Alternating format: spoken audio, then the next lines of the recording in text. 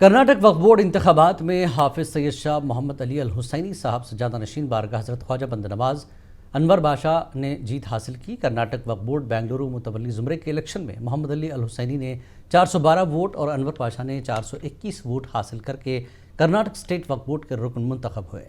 انہوں نے ریاست بھر سے آئے مساجد، مدارس، درگاہ خانقاہوں، متولیان اور سماجی سیاسی لیڈران کا شکریہ ادا کیا اور آنے والے دنوں میں ریاست بھر میں وقف املاک کے تحفظ اور ترقی کے لیے ہر ممکن کوشش کام کرنے کا یقین دلایا۔